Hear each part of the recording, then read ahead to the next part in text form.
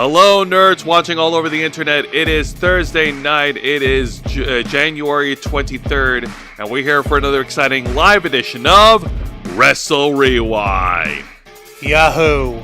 Hey, okay. Full disclosure, folks. I am trying to fight off a really bad cold here, so that's why I sound a little weird. You sound a little weird, you say? What? Well, how would you sound if you had a itchy throat?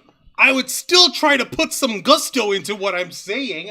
I still want to at least sound like I'm excited, because you sound like you're about to give the lecture a lecture that you say you wrote but didn't write, so you have no emotional investment in it, and like the dean of the school is looking over your shoulder. Oh, hang on a minute. Speaking of looking over my shoulder, what in the hell? I forgot to put my hat on. You forgot to put your bloody hat on. Unbelievable. The nerve of this guy. They want to call me. Whoa, and now I feel a lot better. Welcome to Wrestle Rewind. There you go. Yahoo! I'm another exciting Thursday night to talk about all the cool things happening in the world of pro wrestling. We're talking matches, segments, title changes, surprise appearances for wrestling legends, and more. I am your host, Jose Casabona.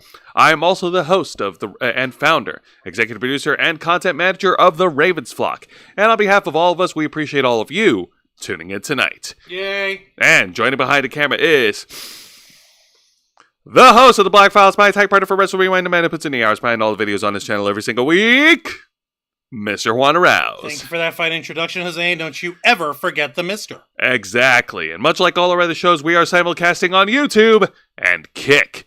So hit the subscribe or the follow button on the bottom right corner of your screen. Click the bell icon to enable notifications. Leave your questions and comments below. We'll answer as many as we can.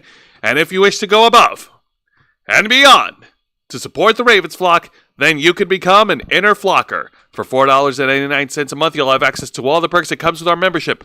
Juan, while I go ahead and put some honey in my tea, tell them. Well, folks, for all the inner flockers we've got in our chat, and I know we have plenty, go ahead and show off those lovely membership badges and custom emojis, letting everyone know that you are here to help rescue the Ravens Flock from the clutches of late-stage capitalism to become full-time streamers. Since 2013, we've been working hard, staying strong, making your voice our mission. The only thing standing in our way now is the fact that we have to work 9-to-5 jobs just to keep our lights on. For example, poor Jose over here has been overworking himself to the bone, to the point where he's afraid of losing his voice. It feels like someone gave me a vocal cord scraping. That's the hypochondria talking, but that's a different discussion. The point is, Jose is working himself to death, and he shouldn't have to do that, at least not for a job that he doesn't have an emotional investment in. However, he can work himself to death happily if it means doing it for you folks, and doing it for himself. And what we need is to become your employees, and be our own bosses at the same time.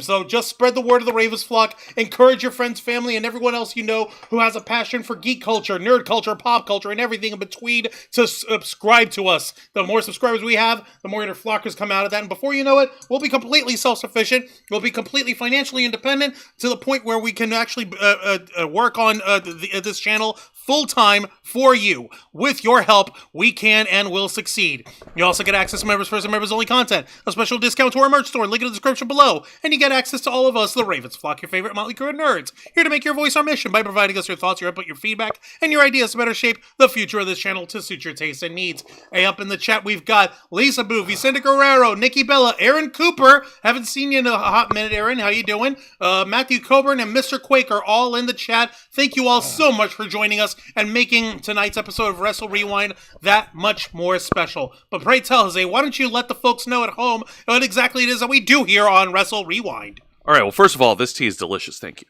Number 2, here at Wrestle Rewind, we review 3 of the most exciting pro wrestling programs in North America today. That is WWE's NXT, AEW Dynamite, and TNA Impact.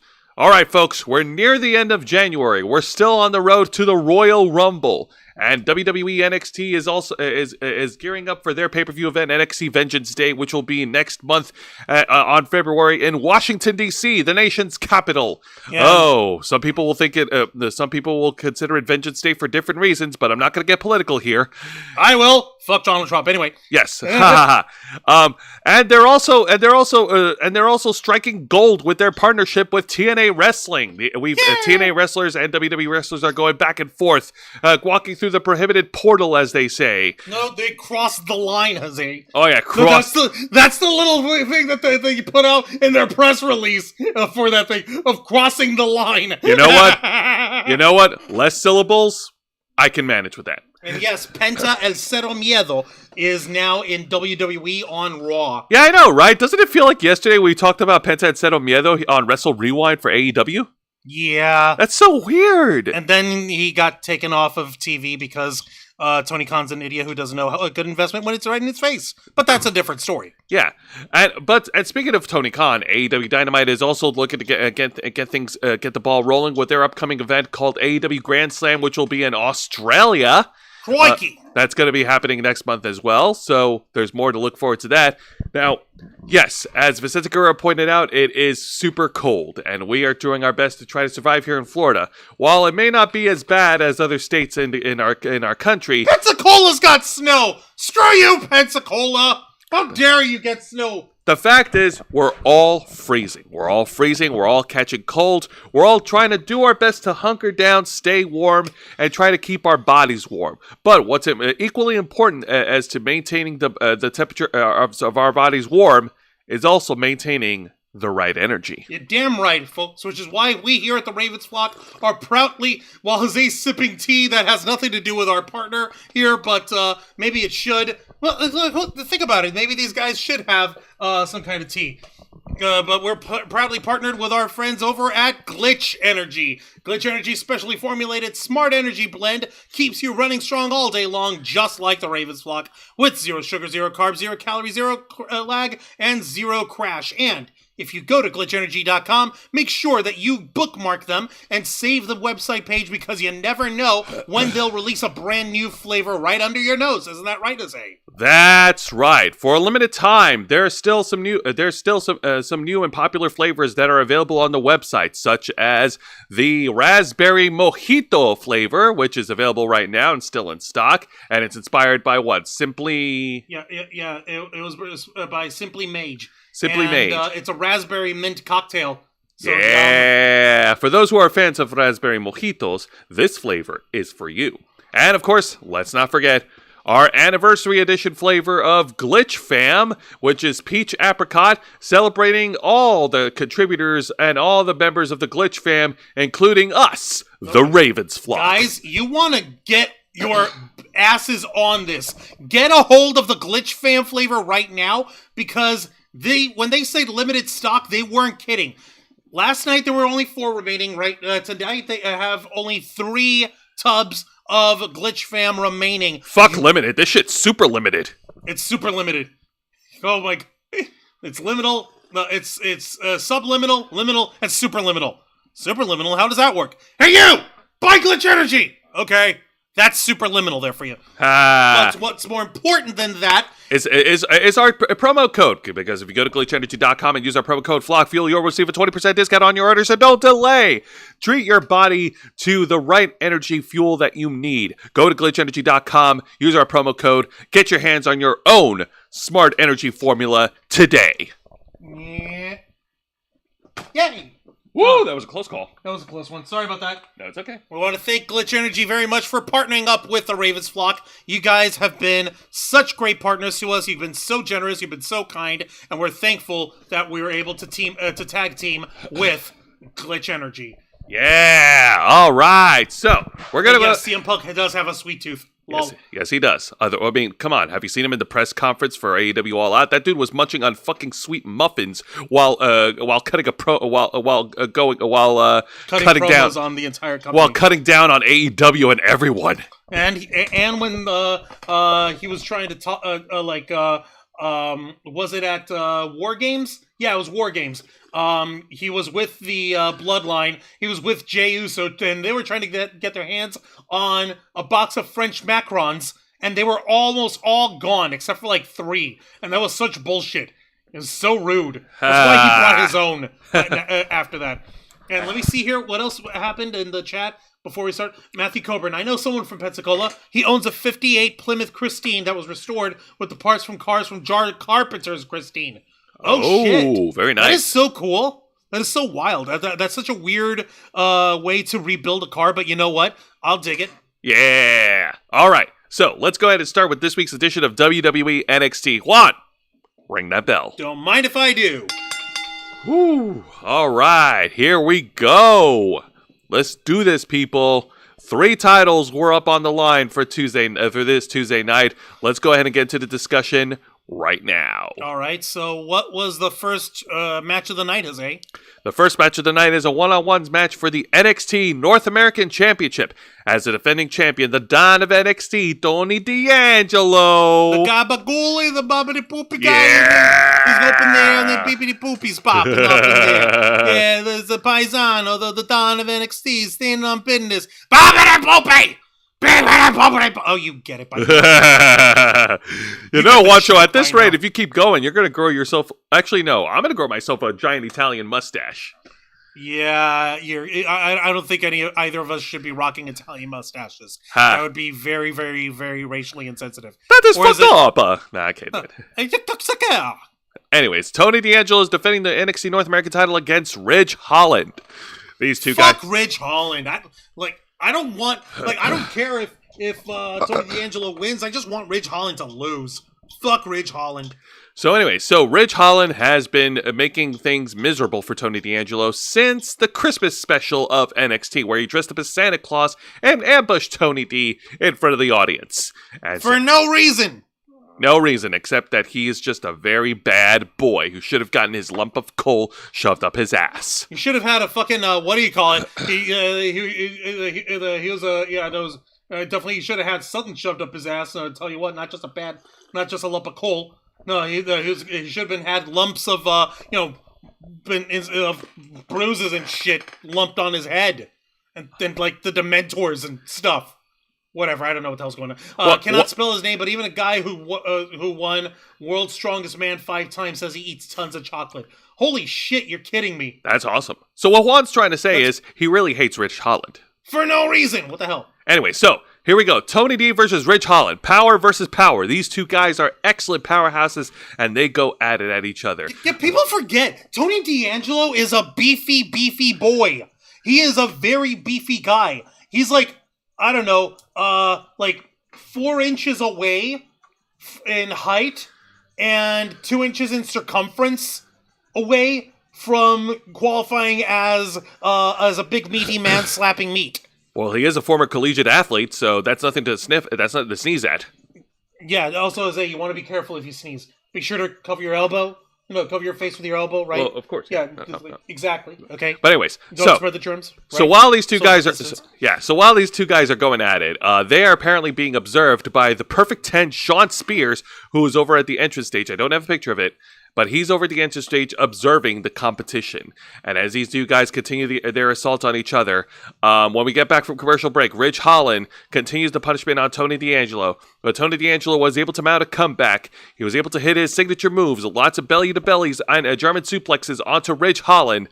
And then we get to the match finish, and things escalate at ringside between the D'Angelo family and, I guess, the Sean Spears family? I don't know. What the fuck? Who's all teamed up with Sean Spears? All right, the big bearded guy that's on the left, Brooks Jensen, and the other guy with the tattoos on the right, Nico Vance. Man, I had to look up their names. These two guys have joined Sean Spears' alliance, and they're brawling with the D'Angelo family. And, wait, what are you doing? Well, I had to look her up. Anyway, that's not important right now. All right. Oh, actually, it is, because that's exactly what's coming up right now. Oh, is it? Yes, because to the surprise of many, one person came in and was the difference maker for the entire match, and it was none other than WWE NXT Women's Superstar Izzy Dame, who attacked Ridge Holland while the referee was distracted, allowing Tony D'Angelo to hit his Farouk spine buster to pick up the win.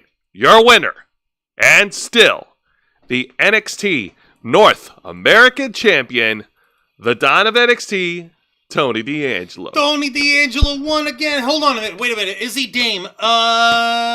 She's not with the D'Angelo family, is she? No. Hold on, who was it?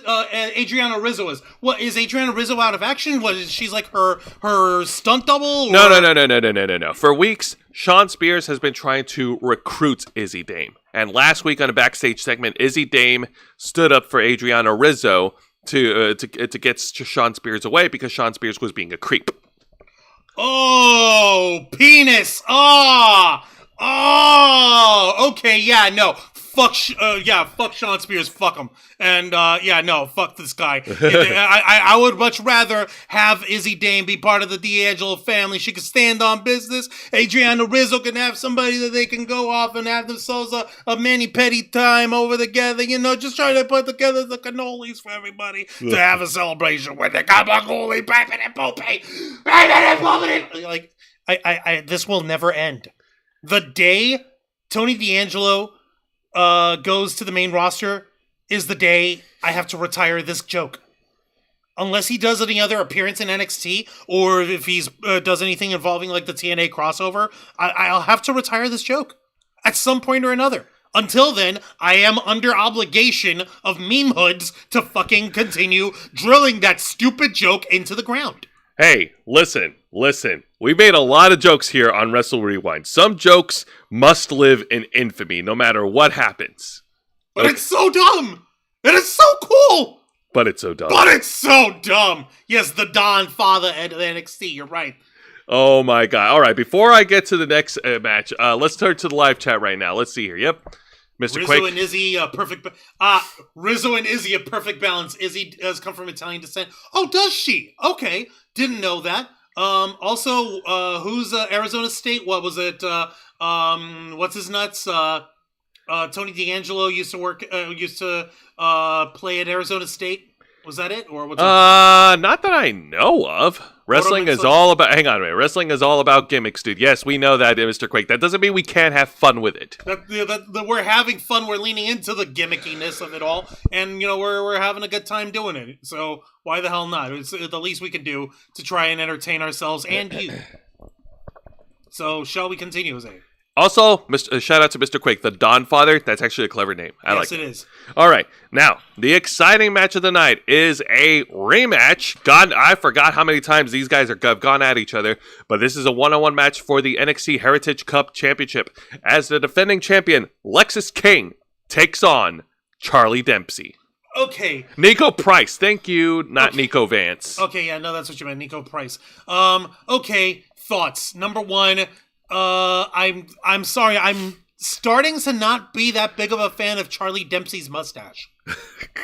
Does it look weird? Yes, it looks weird. It makes him look 10 years older than he actually is. Come on, he can do without the mustache. He also looks a little thinner. I don't know if it's like I don't know if it's like an image editing error. Is it an imaging thing? Because it does look like his. You're right. It does look like his face is like warped. No, it looks like thin. It looks like very like thumb shaped. If that makes sense here. Am I making sense? No. Reminds me of the really thin-faced president from Shadow the Hedgehog if he had curly hair. Oh, god damn it. Lexis King gives me angry monkey vibes. Yeah. Oh, yeah, no, the fucking Family Guy angry, like, yeah. All right, so Lexis King, he's such a great sport. He's trying to be a better man than his old man. Last week's backstage segment, he offers a title shot against Charlie Dempsey out of sportsmanship, out of friendship, because these two have developed a very special bond after battling each other back and forth. Like, if I needed to beat another man within an inch of his life, I'm glad that it would be you. Exactly. Oh, isn't that sweet? But, like, you'd think William Regal, who's all up in this shit, and obviously the father of Charlie Dempsey, who's the head of the No Quarter Catch crew, would be all like, yes, but you must understand, Lexis King, your father's a legend for a reason. It's because he took advantage every single opportunity that came his way, and he said to hell with the consequences. Sunshine. Oh, trust me, Juancho, things are going to take a drastic turn as I talk about this match. Oh, no, did I just spoil something? So here... No, so here we go. So... In the first round of first of all, the NXT Heritage Cup is contested under British round rules. So there's 6 rounds, 3 minutes each round, best 2 out of 3 falls, and if someone gets not, and the only way you can score falls is by pinfall or submission, and if there is a knockout, then the match is over, and whoever delivered the knockout is the winner. Okay, so knockout, submission, or pinfall. Yes. All right, so let's get to it. So, in the first round, Lexis King and Charlie Dempsey going back and forth each other so many times. Lexis King relies on his high flying abilities. Does a little bit of chain wrestling with Charlie Dempsey, a couple of reversals, and Lexis King was able to score the first pinfall on the first round. So, that's actually not bad. That shows that he was able to stay on top of his game. Okay, let's see how well this carries on through the match. That's right. And on the second round, Charlie Dempsey was able to even things up, tie it up with 1-1. He was able to use his wrestling abilities to actually score a bridging pinfall onto Lexis King, and then we move on to round 3. Within 3 minutes, right? Each round. Yes. Shit. So in under 3 minutes, Charlie Dempsey pinned the NXT Heritage Cup champion in Charlie Dempsey. So that's very you gotta keep your game face on, Lexis. Lexis King, of course, he is still struggling because inside, here's the thing. Okay, so in Charlie Dempsey's quarter, he's got the no quarter catch crew, right? That's his group. Lexis King has nobody in his corner. There's nobody in his corner to help him out in between rounds. All he has in his corner is just his bucket with his towel and the pair of brass knucks that he swore he wouldn't use. And I don't know why he still has that. Why would you keep it around if you're not going to use it? All it is temptation. You idiot! You stupid idiot! Freaking, what do you call it? Look, Jose, do you mind if I get a little personal on this shit between the two of us? Sure. Okay, look, whenever we have a really bad fucking time at a convention or at or any sort of event or anything like that, usually what's one of the first things you and I try to do the moment we come home? We try to drink it up. Yeah, no, except of course, K-Storm has our booze under lock and key, and we've got a standing house rules you ain't drinking for depression, we're only drinking to celebrate shit. So if you're not celebrating anything, then it's not worth drowning yourself in booze over, because all that's going to do is encourage using it as a crutch. So yeah, don't all it is temptation. All right, so yeah, no, homeboy, you and I know we're fighting temptation by not just guzzling booze left, right, and center all the time. We'll drink and we'll have a snort every now and then just to fucking celebrate something good happening, but it's not I've got a, point is, fucking Lexis King, why are you keeping temptation, you silly moo cowboy? Get it together. But he resisted the temptation. He did not grab the brass knucks. Instead, he wrestled around with Charlie Dempsey until he was able to get Charlie Dempsey off of him. Charlie Dempsey fell at ringside to the no quarter catch crew, and then Lexis King vaulted himself with incredible tope con hilo over the top rope into ringside, annihilating the entire group, sans Ren Sinclair, who can do nothing but watch. Ow! Yep. Shit. And then, in the final seconds of the match, the good news, Lexis King did not have to use the brass knuckles. Yay! However, with the referee distracted, Lexis King hit a low blow onto Charlie Dempsey from behind, like that. Charlie Dempsey had him from behind, and then he kicked him in the low blow right there, taking the big kick city deliberately, and Lexis King delivered the coronation to pin and retain. Your winner, and still the NXT Heritage Cup champion, Lexis King. That photo's a little bit less frightening over here. At least a little bit less frightening over here. It's not nearly as scary as the other one is. Okay. Still a dick move. Ha. But honestly, I'm over here thinking that he's better as a heel. Yeah, he does work well as a heel, but he's trying to be a heel who with standards. He's trying to be a heel with standards. He's trying to say, listen, I'll do this much to get ahead in a match, but I won't go there. Which is interesting. That gives you a little more definition. It gives you something to root for him, and something for you to hey, why doesn't he just see the light and stop being evil and shit or whatever. Point is, okay, at least he didn't use the brass knuckles. Not bad. Exactly. Right, yeah, even Austin knows when he's had enough. You're damn right. Smug Lexus King with gray facing, like the black and white facing of everyone in the thing is too weird for me. I'm sorry, it kind of messes with my vision. Don't worry, Wancho. We're about to bring things back into full color. Because the exciting segment of the night, we get a return of, yet again, the first ever women's Grand Slam champion, Bayley. Who makes her return to NXT. Yep, the fans love her. You can, she can tell. Hold on, Project Metal Music, by the way, is in the chat. Hey, Project Metal Music, welcome to Wrestle Rewind 70s, baby, here. Yay! Right. Awesome. Yeah, I saw that here. So yeah, go on. All right, so Bayley cuts a promo. She talked about how last week she was trying to give advice to Roxanne Perez, and Roxanne Perez didn't take so kindly to it, and she wasn't very happy about what Roxanne said. And then these two, and which ended up with these two brawling at the end, which we covered here last week. Yep, they had a fight. Bayley was not happy about it, and then out comes the NXT Women's Champion, the beautiful badness that is Julia. Oh boy, Julia spoke simple words. She said that Roxanne may not appreciate you, but I looked up to you, and that meant a lot. And, aww. Oh yeah, no, it was a good moment. It was baby facing everywhere. Throw the babies in the air, hugs the kids, and all the good shit. And yes, Julia does speak decent English. You're right. Of course. And then Julia said that she will defend the title with the same grace and honor that Bayley did. Yay. But then the whole babyface celebration was upended by, of course, your CM Punk's let's see. I guess estranged adopted daughter, estranged adopted children, both Cora Jade and Roxanne Perez.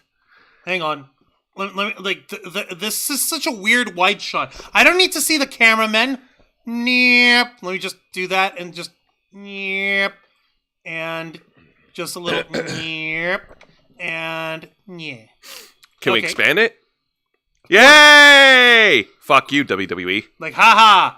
I got a How is it that Juan is doing a better job than you? No, I'm live cropping here, courtesy of the Ravens flock, motherfuckers.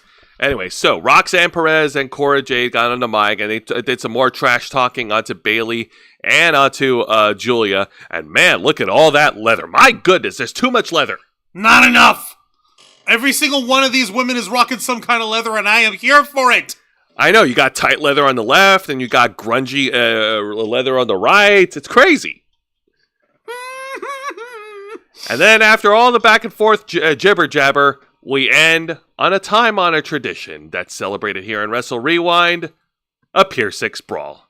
Yay! Hang on, I've got to resize everything now because I made it too big and I cropped too much. Damn, Juan, I know you like Pier 6 brawls, but geez, that's ridiculous. No, I gotta fix this. I gotta fix this. Give me a second. Beep and beep and beep and beep.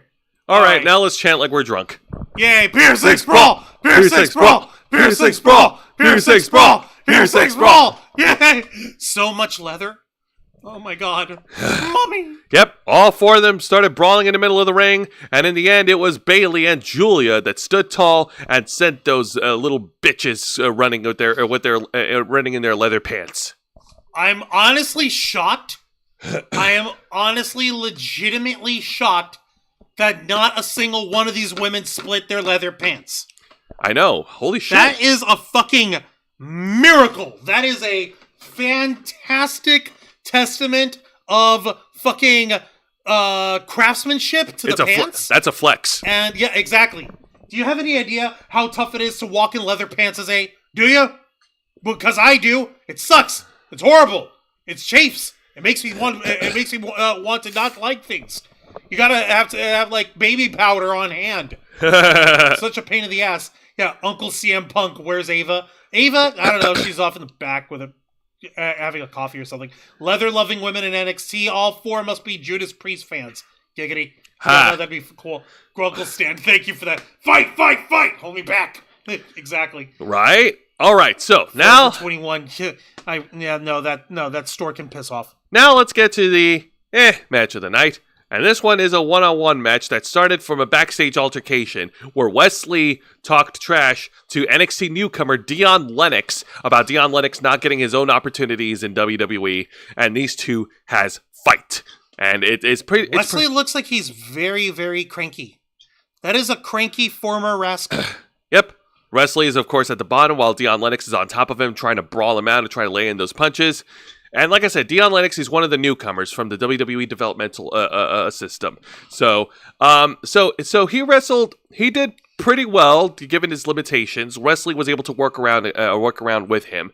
Of course, Wesley using his array of aerial offense to knock down Dion Lennox, using a series of drop kicks, flying kicks to the head, and he's got his cronies Tyson DuPont and Tyreek Igwe at ringside. Do they even have a name?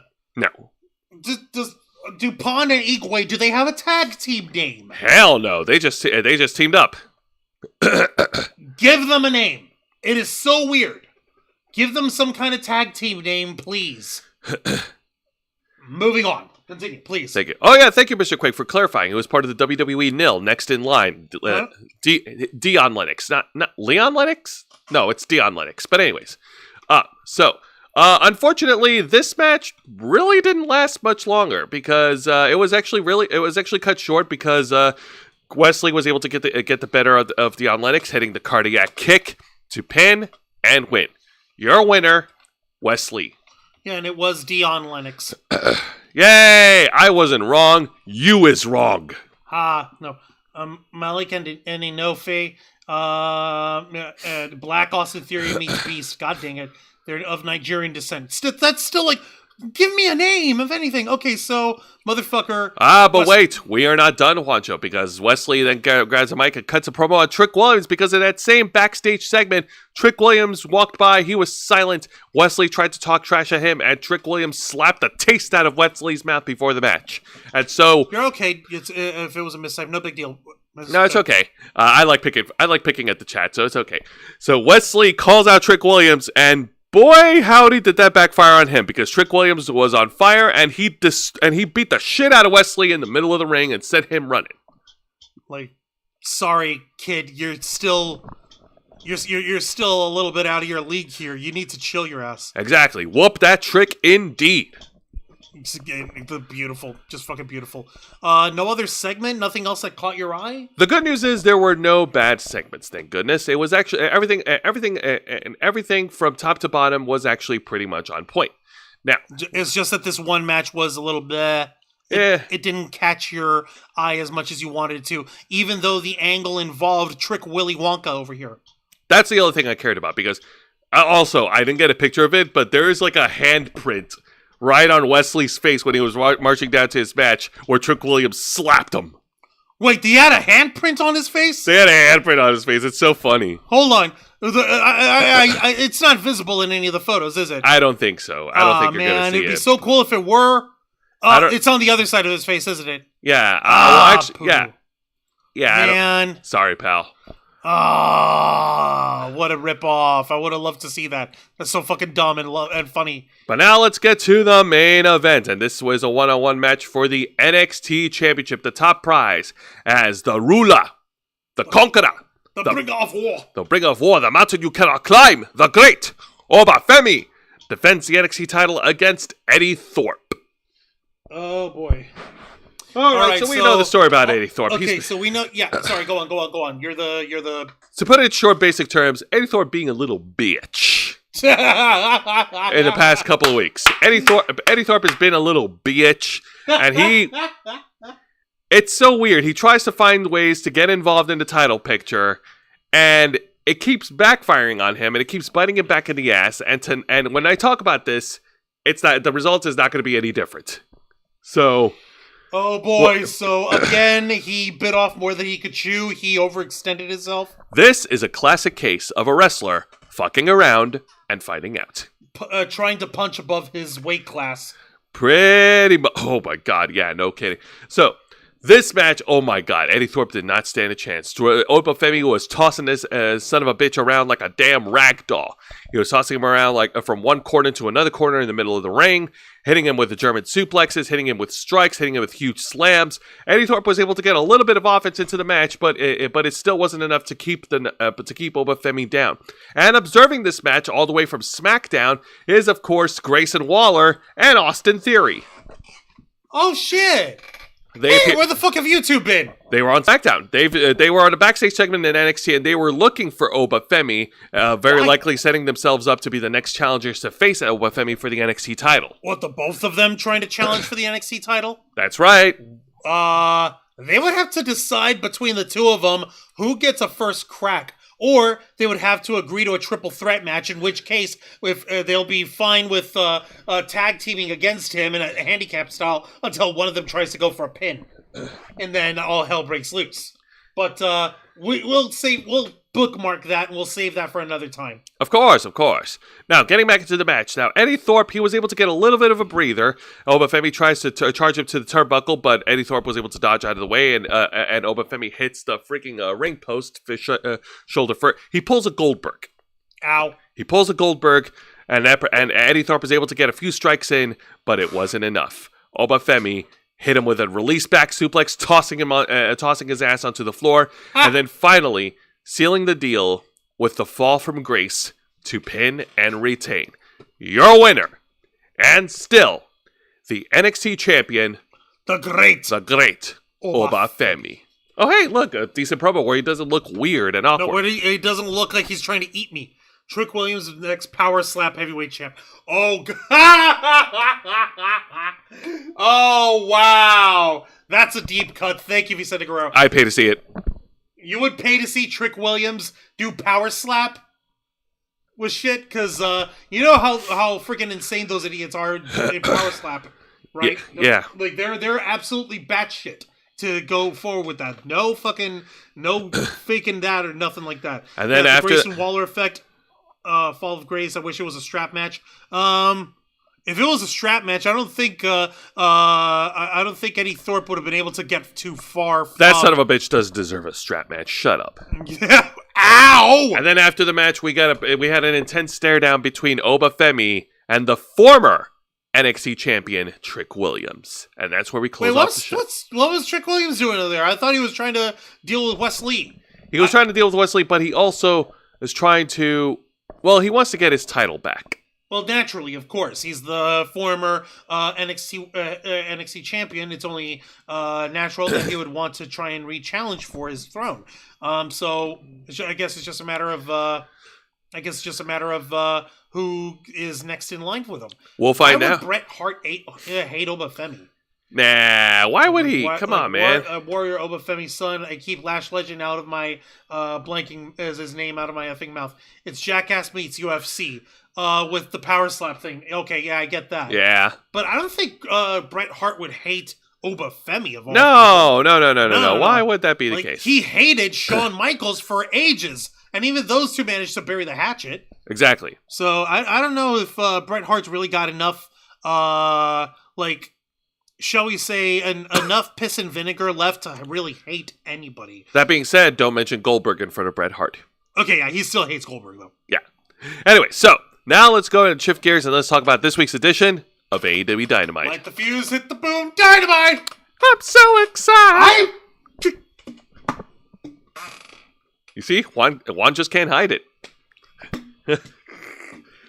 He's about to lose control, and I think he likes it. Throwing random shit. What is it that you threw at me? Oh, it's a clip. Okay, whatever. Yeah, it's one of the clips we use for pinning down the green screen over there and make it nice and tight so that there isn't any issues with it. Ha! You're welcome. Anyways, so this week's edition of AEW Dynamite takes place over in Knoxville, Tennessee. That's right. We're back in rock and roll state, folks, and we kick things off with an intense face-to-face confrontation between Will Ospreay, the aerial assassin, and the best bout machine, Kenny Omega. Okay, so for the last couple of weeks since Kenny Oblivious has made his triumphant return to AEW programming, after putting on another match at the Tokyo Dome, got 19 million stars, Will Ospreay has been saving him from being jumped all over the place by the Don Callis family because reasons. So, fucking why not? Yep. I was just joking, guys. Brett likes Obafemi as man to you guys. Said Obafemi went Goldberg. Oh, that's what... okay, I get it. Sorry, we missed that. It's been a long day. I've been out in the cold. Jose's got a cold. K-Storm is a little cold. We're all cold. It's cold. I'm not thinking very well with my brain juice. But let's go on. All right, so...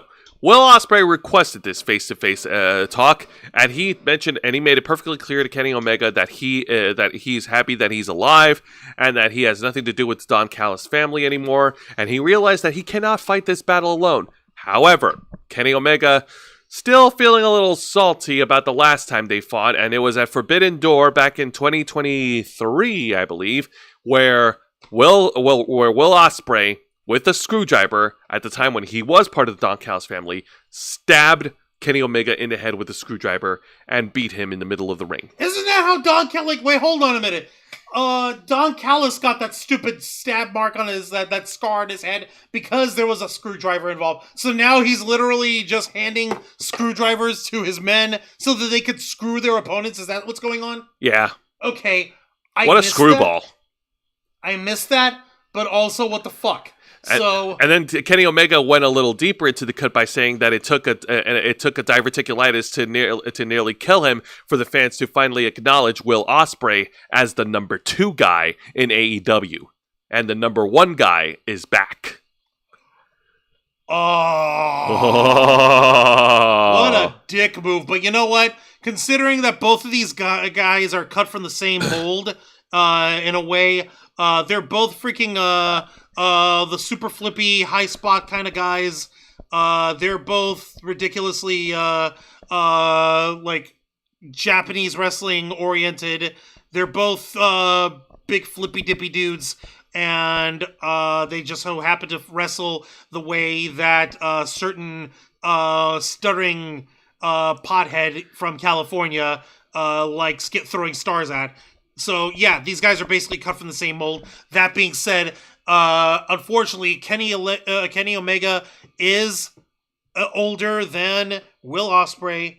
It's not by much, but the fact that Kenny Omega had to take so much time off to get all this body rehabbed on top of having this issue with diverticulitis means that, unfortunately, Kenny Omega is not long for this wrestling world.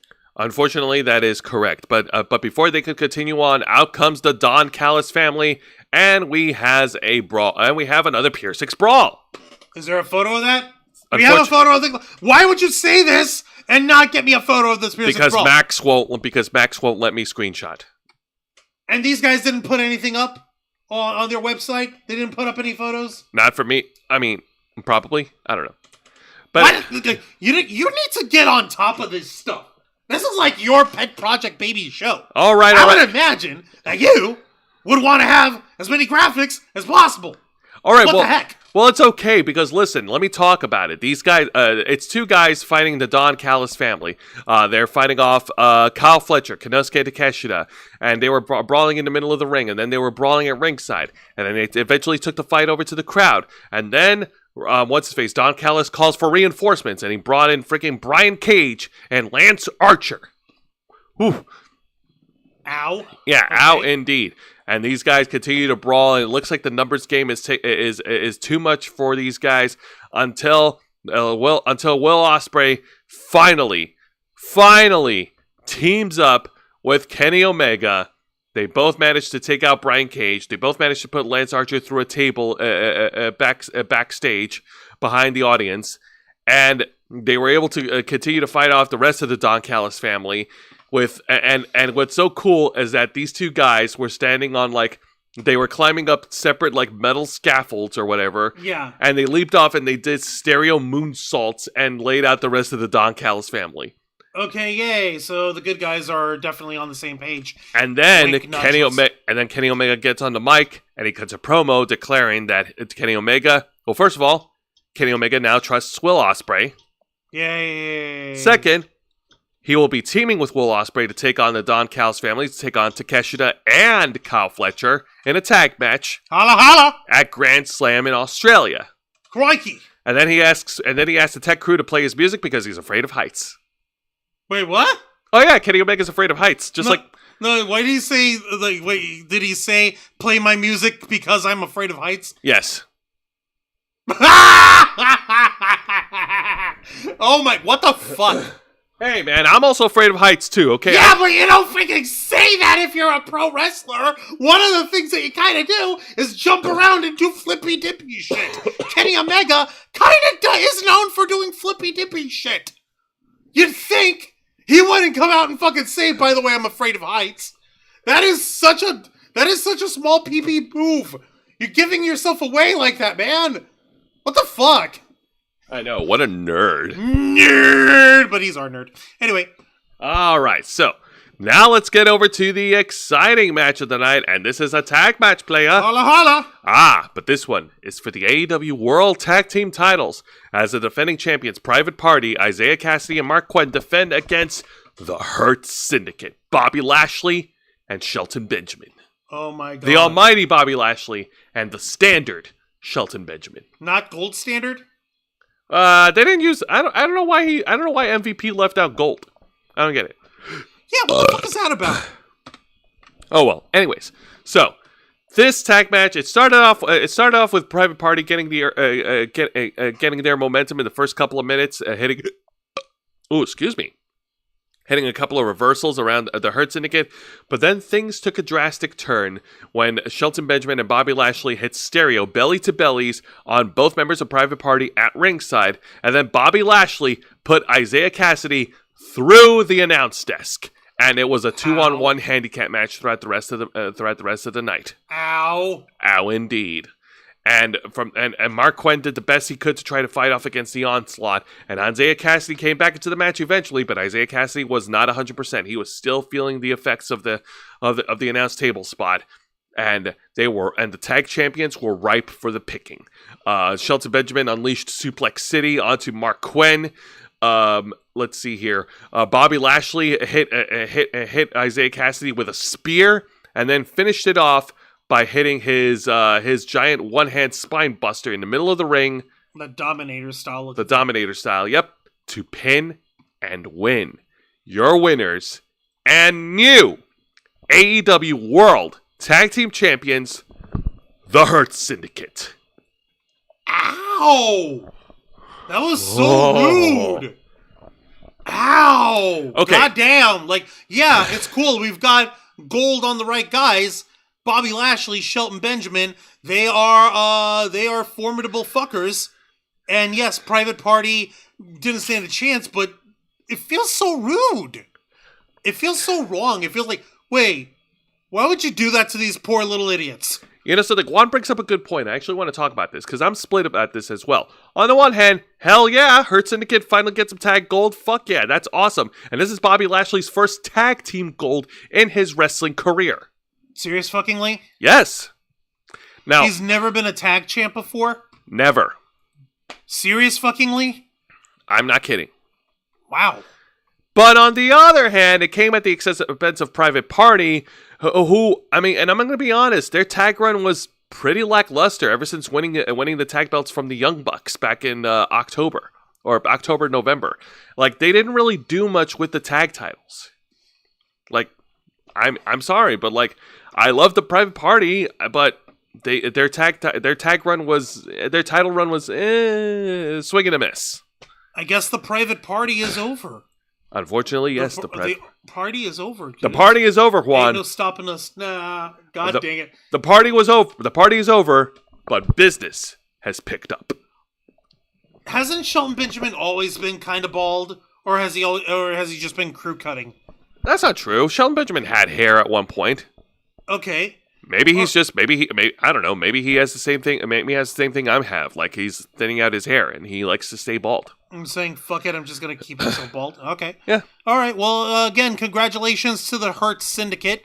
How dare you, you dirty fiends, you horrible, horrible, evil guys. How yeah, dare Mr. you. Quake brings up a good point. Even in TNA, like Bobby Lashley never won a tag belt. Fucking seriously? Yeah. My God, that is so bizarre. Let me see here. Max Caster is whiny. Yeah, we've seen how Max Caster's been. Yeah, fuck him. Being a little asshole. How dare he? The nerve.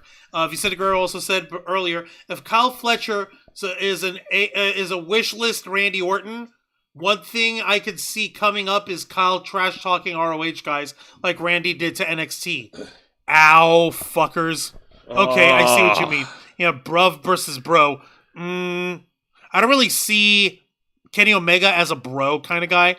We're thinking of what's his face, Matt Riddle. Yeah. Fuck Logan Paul. Yeah, fuck Logan Paul. All right. Future Hall of Famer, modern day Kurt Angle or HBK. No, fuck Logan Paul up the ass. Same as Darby Allin. Your mileage may vary with Darby Allin. Ospreay is a hybrid wrestler. Strong chain style wrestling meets high flyers. Yeah. In other words, flippy dippy shit. Let's see. It's great seeing Shelton Benjamin shine again in the ring.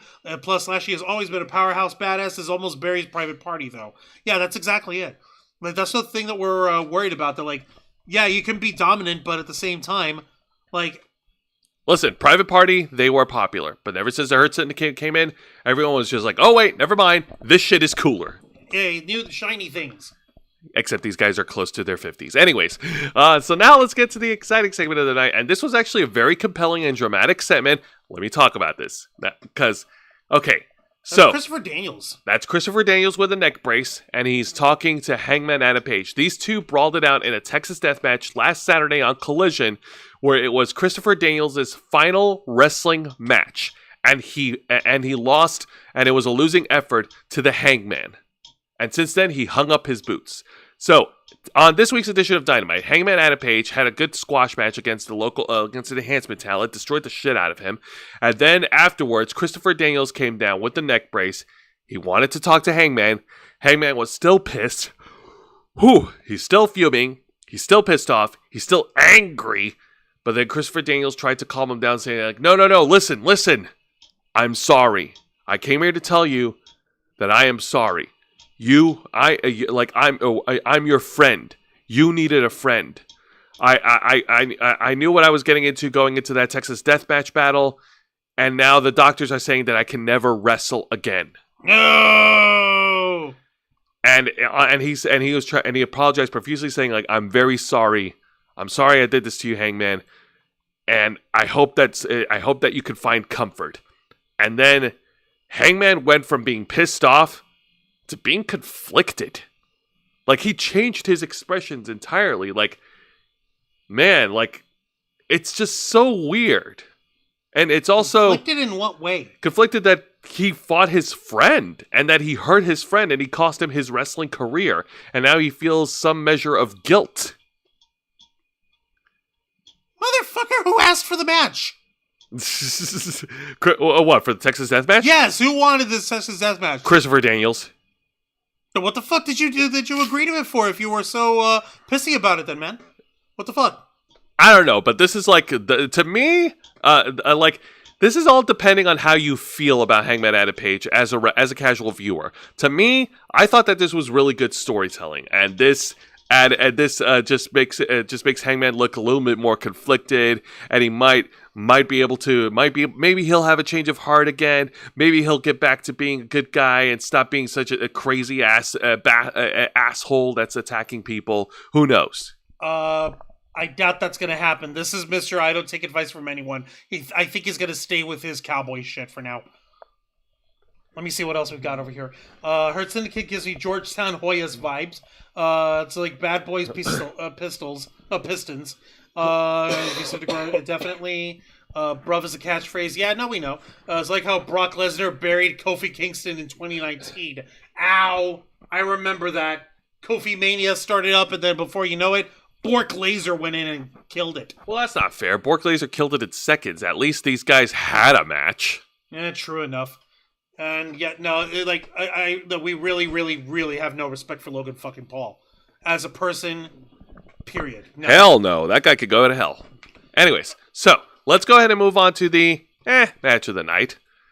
And this one is a standard one-on-one match, and it features the former AEW World Champion. Oh, hang on a minute before you go on. And there we go. Much better. Features the former AEW World Champion Swerve Strickland going up against high-flying wrestling vet AR Fox. Okay. Something is terribly wrong with Swerve. He's not showing off his evil grin and his grills. There is something seriously disturbed with Swerve Strickland right now. His eyes! His eyes, Jose! Those horrible yellow eyes! He doesn't have yellow eyes. I know, I'm being ridiculous. Oh my god. And meanwhile, AR Fox is posing like he has a grill, but he doesn't. Yeah, no, that's the kind of smile you'd have if you're showing off, if you're, or it's like a snarling face, if you've got a grill on. But he doesn't. Good work on you for keeping your teeth well maintained. That being said, brush thoroughly, kids.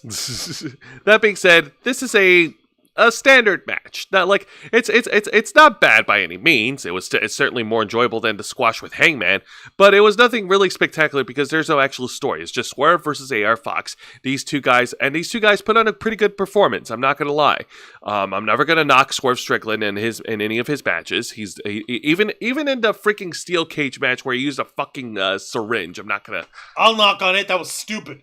Yeah, but that being said, this match was pretty good. AR Fox put up a valiant effort. Swerve Strickland, of course, gave him a really good fight during this match. Lots of high-flying flippity-doo-dahs between these two. And then near the end of the match, Ricochet comes down with the golden scissors again. He tries to interfere. Swerve Strickland knocks him off the ringside. And then Prince Nana chases Ricochet all the way to the backstage, which is funny. What do you chase him with? A steel chair. Okay, I was about to say, like, no way Prince Nana's gonna chase after any fucking buddy, especially Ricochet, with a pair of freaking golden scissors. But Wancho, ask yourself, who do you think will win in a fight? A pair of golden scissors or a steel chair? Obviously the chair. Obviously. That's why I was saying, like, I know for a fact Prince Nana wasn't about to chase this guy without something in his hand, is what I was saying. Oh, no, I get you. Yeah, like, and then what, is he gonna just dance at him and creepily dance at him until he runs off? That would have been funny. That would have been fucking funny, but no, that wasn't. So Swerve Strickland tries to go for the JML driver. AR Fox was able to reverse it, and then he tries to go to the top rope and hit a 450 splash. Swerve Strickland was able to dodge out of the way. Swerve gets back on his feet, hits the house call on AR Fox, then goes to the top rope to hit the diving down drop kick to pin and win. Your winner, Swerve Strickland. Whose house? Swerve's house. But then we cut to the Titantron, and Ricochet grabs Prince Nana and holds him up with the scissors and tells him, like, this may be Swerve's house, but Swerve's house has got a new landlord, and the rent is due. Okay. A little bit wordy, but nonetheless, that is an intimidating attempt at a verbal attack on Swerve Strickland. So not bad, not great, but not bad. But moreover to the point, I'm over here like worrying about like what did he do to Prince Nana? Is Nana okay? Will he ever dance again? His guilty feet have got no rhythm. No, it's okay. Nana didn't get stabbed. We're fine, folks. What happened? You wouldn't be saying it that optimistically unless there's some other nonsense about to happen. No. Actually, that's it. That's where we end the post-match segment. Like, he was just threatened. He didn't get stabbed. Thank goodness. But our dancing man, God damn it, he'll be fine. He'll live through this. Damn it, man. Now, one person who won't be fine and who needs to get the fuck off our TV screens is, of course, the King of the Mountain, Jeff Jarrett. JAFFJARRETT, King of the Mountain, Jeff Jarrett.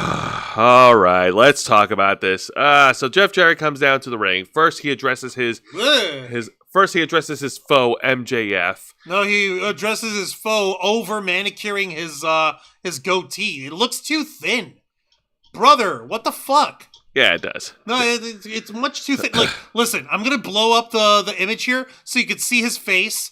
So give me a second. Okay. So you can understand exactly what I mean.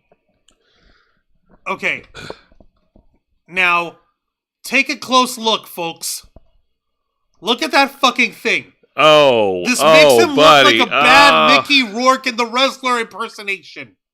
My guy, please, no. This ain't it, bro. This ain't it, bro. Nah, it's too thin. It's too neatly cropped. It looks too it looks like he's works more at a car dealership than as a pro wrestler. Now, to be fair, in his defense, he would have looked a little bit more awkward and maybe out of place if he didn't have facial hair. That's not what I'm saying, Jose. I'm saying that the facial hair choice he's got is absolutely banana balls. Well, yeah, true, but I think he would look awkward with any other facial hairstyle regardless. Now, that being said, so Jeff Jarrett cuts a promo on MJF. At first, he addresses that he apologized for those tasteless comments that he made last week on Dynamite. And why would you apologize? It was stupid and fun. And then he says that and then he puts MJF over in his rearview mirror, over in the back burner for now, because now he's setting his sights on the AEW World Champion Jon Moxley. Are you kidding me? Yep, he's going straight to the top, Juan. He's shooting straight to the top of the mountain. Yep, but before he could get there, out comes one of the members of the Death Riders, the Swiss cyborg himself, Claudio Castagnoli, who attacks Jeff Jarrett in the middle of the ring, and he grabs a mic and he says, "No one gets to Moxley without getting to me first." And then he tells Jeff Jarrett to stay out of their business.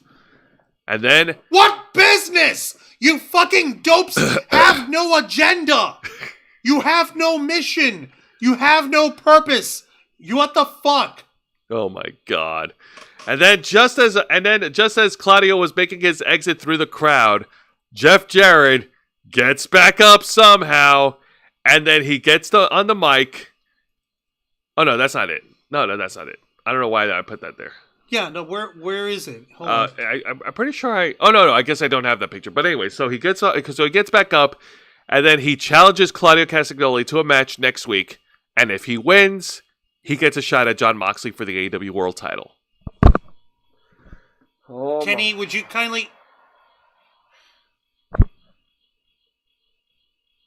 Thank you.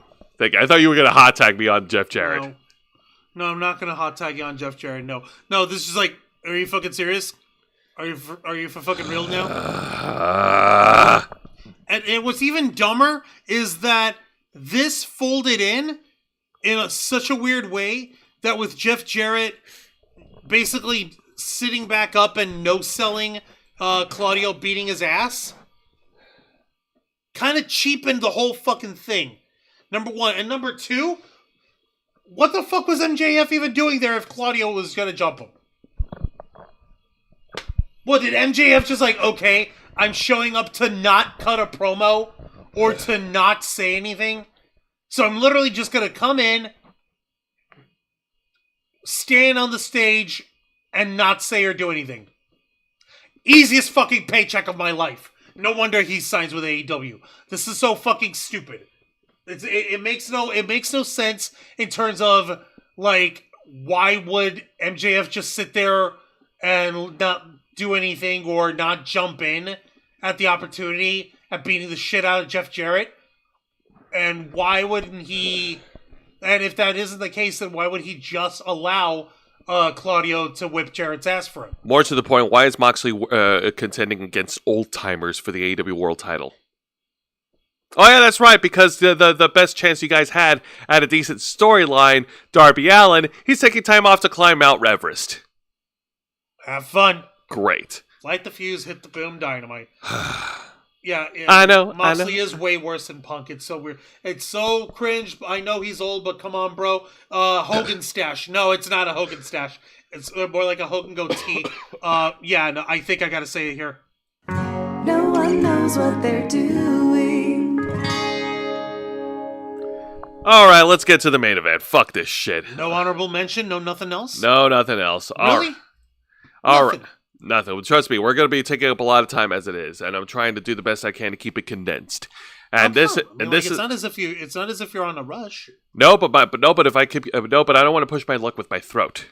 Now, for God's sake. The main event features a one-on-one encounter as 1/3 of the AEW World Trios champions, the Bastard Pac, goes up against the Rated R Superstar, Say Nope. it. Nope. Say it. No. It's on the card. No, it's not. Say it. You have to say it, Jose. It's about brand synergy, Jose. You have to. Cope. No, Say it so that the world can hear you. Cope. Put your whole chest into it, Jose. Cope! Ah!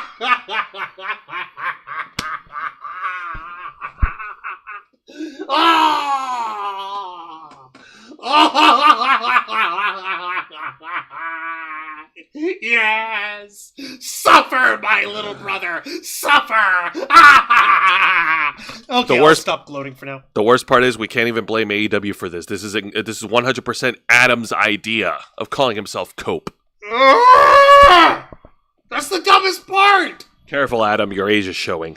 Okay, let's talk about this match. Now, that being said, this is a pretty good one-on-one match. This is an incredible master match between these two professionals. Wrestling with Adam Copeland, whether it's Edge or Cope or whatever you want to call him, is like playing a game of strategic chess, because Cope will surprise you with several different reversals, and he'll also surprise you with his technical prowess in the middle of the ring. Yes, Adam is good in hardcore matches. He'll jump off ladders. He'll jump off from the top turnbuckle and hit you with a spear. He'll spear you through flaming tables. He'll jump off the top of a fucking steel cage and break his foot. But Adam Copeland is also a technician in the ring, which is why he was able to hit a series of reversals on Pac in the first half of the entire match. And this was a really good display. Because here's a good reversal I like to point out. Adam was about to go and do like a tope. Pac catches him, and he throws him over the top rope.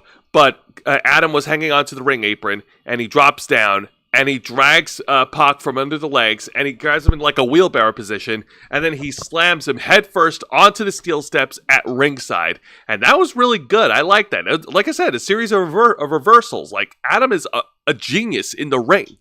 Not bad. Not bad, of course. Now, and yeah, Vicente, apparently Adam Copeland did honestly think that would be a good idea. Why? Anyways, so, getting back to the match. So, Pac was able to get a bit of offense of his own. He was able to fight off against Adam Copeland, but it still wasn't enough. Copeland hit a couple of spears onto the bastard Pac to pin and win. Your winner, the Rated R Superstar! You already know his name. No, you have to say it. Cope. It's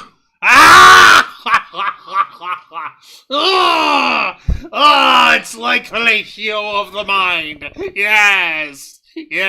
Suffer. Suffer, you silly moo boy. But then things take a turn for the worse, because then out comes the Death Riders, and the Death Riders have laid waste to FTR, Dax Harwood and Cash Wheeler. They've also laid waste to the Rock and Roll Express backstage. And in the middle of the ring, Jon Moxley attacks Adam Copeland and chokes him out with the Bulldog choke. And the show ends with the Death Riders reigning supreme over Adam's body, over Cope's body here. Yeah, I just like this expression on his face, because you can tell this motherfucker's been on TV, because he knows how to sell for the camera. Yeah, I mean, if you're being choked out, you want to look like you're being choked out. And oh my God, does he look like he's choking. Holy shit, I tell you, man, he's a genius. Now, that being said, what is the point of Death Riders? What is their end game? What is their goal? Because we, as the audience of AEW, we're running out of patience for this group. We don't know what the Death Riders are going to accomplish. We don't get it. What is about the group that I'm supposed to get? Juan, do you get it? If I got it, do you think I would be complaining as hard as I do? Fair point. Yeah, we don't get it. And this is all coming from Jon Moxley's creative mind. Yeah, it's like a movie. It's like that Romper Sopper movie. Yeah, where he's got it all over the place. And this is just an excuse for Jon Moxley to get away with a lot of creative control. So much creative control that it'll make Hulk Hogan blush. No, Besides, is a Hulk Hogan can't blush. His skin has become so hot tanned and leatherized to the point where the capillaries on his face don't function when you have a blush response anymore. Oh yeah, that's true. So you literally can't blush anymore. What we're trying to say is that Moxley's idea is stupid. Moxley's idea is stupid. Yeah. All right. So let's go ahead and shift gears because now before we get into this week's edition of TNA Impact, we do want to talk about the main event of the first pay-per-view of 2025 for TNA called TNA Genesis. Now, apologies. Did I freeze? No. It's just Okay. a program. All right. Now, apologies, folks, because I got the older sign of TNA Genesis. I wasn't able to get the newer sign yet, but but don't worry, we're still going to talk about the main event, and this is round 2, Electric Boogaloo, my friends, because these two guys are going at it for the TNA World Title as a defending champion. The Wanted Man, Nick Damith, defends the TNA World Title against. Say his name and he appears. I believe in Joe Hendry. I believe in Joe Hendry. That's right. In Paris, in Tokyo. Joe Hendry has secured his opportunity to face Nick Nemeth once again. After their last encounter at Battle for Glory, these two men have a second chance to run it back and to make their second encounter better than the first. All right. So, how, pray tell, did this show go off with these guys? All right. So, well, here we go. Nick Nemeth versus Joe Hendry for the TNA World Title. These two guys go back and forth, hitting at 100 miles an hour with a series of reversals. The fans of San Antonio, Texas are loving what they're seeing between these two stars. Joe Hendry was able to get a couple of offenses in from the beginning, hitting a series of powerhouse moves onto Nick Nemeth. And one of the things that Nick Nemeth was able to get some reversals of his own, keeping Joe Hendry grounded. And then Joe Hendry was able to hit his comeback, hit a series of clotheslines. He hits his fallaway slam, followed by a kick up, which and with the camera zoom in, which always gets the crowd popping. Yeah. Now, keeping up with the moment, keeping up with the match pace, Nick Nemeth goes to the top rope, tries to go for a diving crossbody. Nick Nemeth catches him, intercepts him, rolls over, and it looks like he's going to go for another slam, but then Nick Nemeth reverses it and turns it into a famous sir. Nice. But Joe Hendry was able to kick out after 2. Oh, no. And then in the middle of the match, for the Call Your Shot Gauntlet winner, Frankie Kazarian, the king of TNA, tries to get involved and tries to cash in his opportunity. But then out comes the former WWE World Champion, John Bradshaw Layfield, and lays out Frankie Kazarian with a clothesline from hell to keep him from interfering. What the fuck? Oh, yeah. Oh, right. Sorry, he was interfering. Okay. On Kazarian. My bad. Yeah. No wonder Kazarian's so pissy. Yeah. And then Nick Nemeth and Joe Hendry continue the match. Nick Nemeth was able to reverse Hendry's standing ovation and then hit him with the Danger Zone. But then miraculously, Joe Hendry was able to kick out after 2. No! I can't believe it! So Nick Nemeth tries to go for another Danger Zone, but Joe Hendry was able to counter, and then finally he hits the standing ovation to pin and win. Your winner and new TNA World Champion. After over a year of becoming a viral sensation. And 12 years in the wrestling business. The man has finally won the big one for the first time. He has become a world champion to us all. Ladies and gentlemen, your winner, new TNA World Champion, the prestigious one, Joe Hendry. The local hero, the Scottish sensation, the singing Bareback superstar, whatever. I'm gonna. Hey, go ahead. This is a happy hot. Yeah, it's not even a hot tag.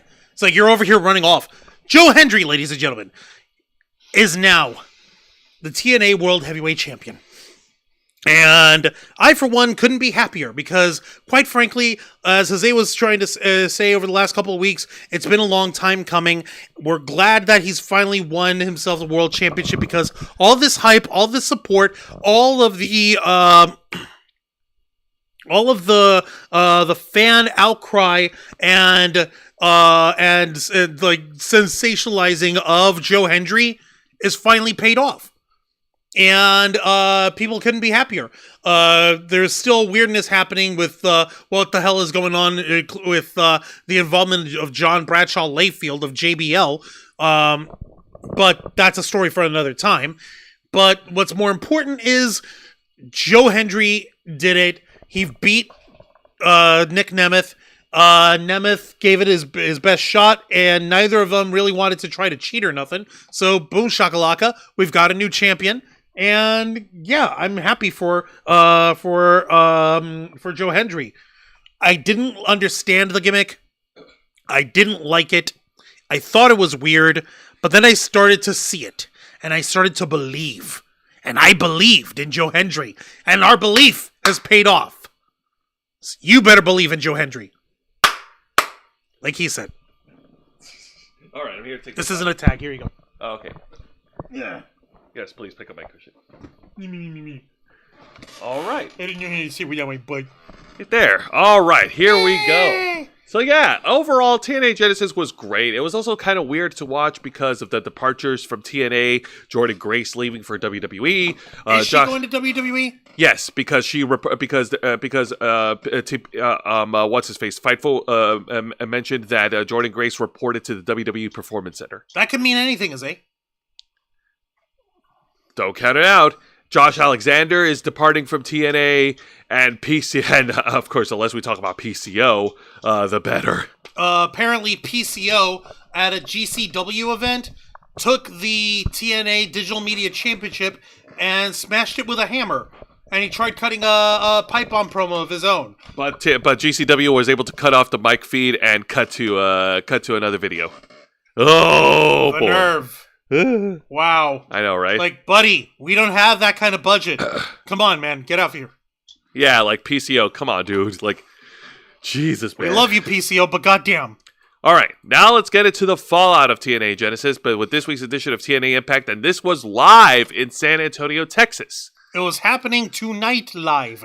We had no clue what the fuck to do, except for the fact that, okay, for some fucking reason, since they were live streaming it, instead of the cutaway, title card where they're like, we'll be right back or whatever, they just cut to a wide shot of the arena. Which is nice to see, I guess.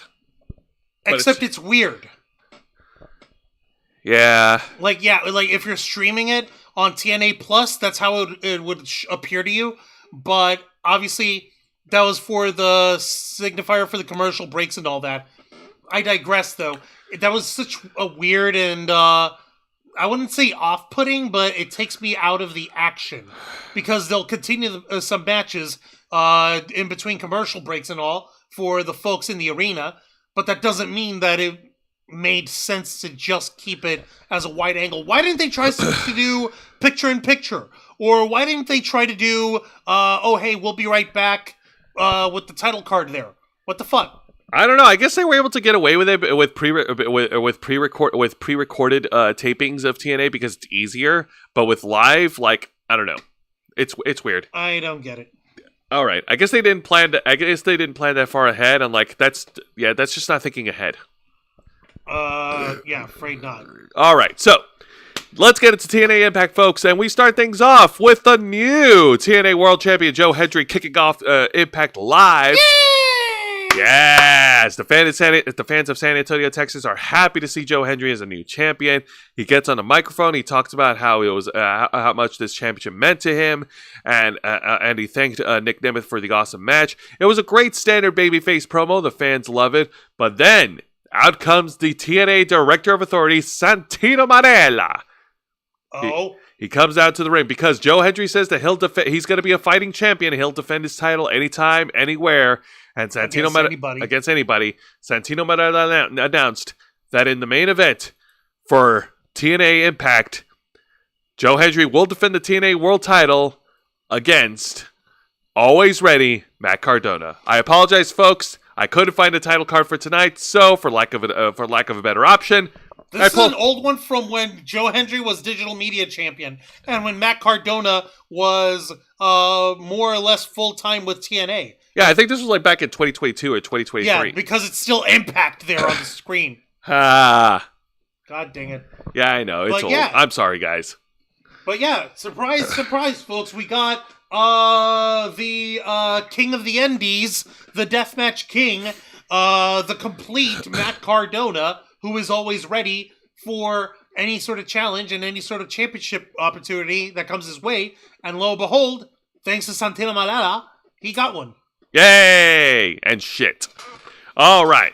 So, now let's go ahead and move on to the exciting match of the night. And this is history making for TNA Wrestling. Because this is the first time that a WWE Championship was defended in a TNA wrestling show. Oh my god, this freaking title card is gigantic. Blame TNA. Also, Elias versus Joe Hendry in a musical contest of some kind. Joe Hendry would win. Joe Hendry is much more, what do you call it? He's much more engaging in terms of, in terms of improvising. Elias is definitely a good singer, a good performer, but he doesn't quite have the same riz as Joe Hendry. Exactly.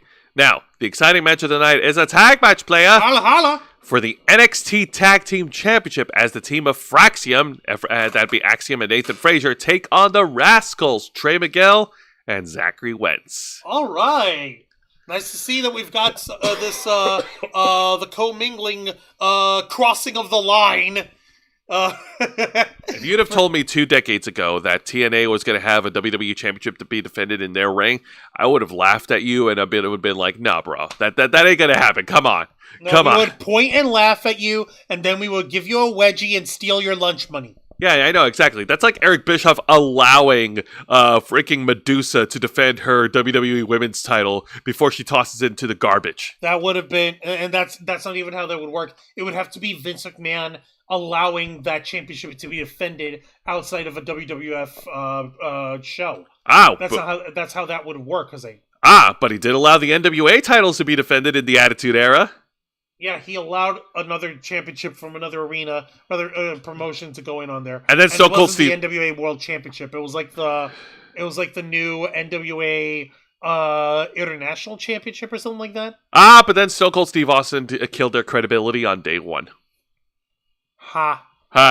Anyways, so Fraxium versus Rascals for the NXT Tag Titles. Yes, and joining the commentary team is Santino Marella's daughter, the beautiful Miss NXT, Ariana Grace. But like the thing is that, does she even acknowledge that she's his daughter on TV? Because the last I saw was just Santino and her like hugging it out as as awkward relative, but they didn't explicitly like confirm like, yeah, by the way, that's my little girl, that's my daughter. We know that's his daughter, but like, are we trying to keep that level of kayfabe for that? And like, okay, if you know, you already know. Yeah, pretty much. Yeah, pretty much. And she also talks about she talks a little bit about the match, and she also talks a little bit about herself and her family and her extended and her family, like her mom, where she gets her looks from, and all that shit. Like, but the match was still enjoyable. Okay, lots of really cool high flying action between these two guys. Lots of incredible tag team synergy going around between the Rascals and Fraxium. This is one of the best tag team matches that I have seen in us doing our reviews in Wrestle Rewind. These guys, WWE should hire you guys. You're damn right. $250,000 each. Hey, I wouldn't mind. I'd be a better commentator than Booker T. Oh, yeah. Junkie, quack, quack. Ha. Oh, crap. Just don't put us anywhere near. Don't call him mid, all right? Matt Cardona is not mid. He is always ready, all right? Yeah. It's everyone else's stupid fault that they don't see his glory. How dare they? All right, so Fraxium, of course, keeping up the momentum with the Rascals, but then we get to the middle of the match. The Rascals were able to turn things around. They hit a series of their own comebacks. There's some high flying action, super kicks galore, lots of technical in-ring prowess between these two tag teams, and it looked like the Rascals were about to get the victory. They are soon going to become the first TNA tag team to win WWE Gold. But then out comes their Judas, their own Judas, their own former brother, Wesley, and his cronies, Tyson DuPont and Tyreek Ikwe. Man, those names are weird. They come out, they get their hands dirty, and they interfere with the referee distracted, allowing Axiom to hit the Spanish Fly on Zachary Wentz and Nathan Frazier to close it off with the Phoenix Splash to pin and retain. Your winners, and still the NXT Tag Team Champions, Fraxium. Oh, goddamn! Okay, obviously it's not that Fraxium are being heels. They're still champions. They're still kind of baby faces.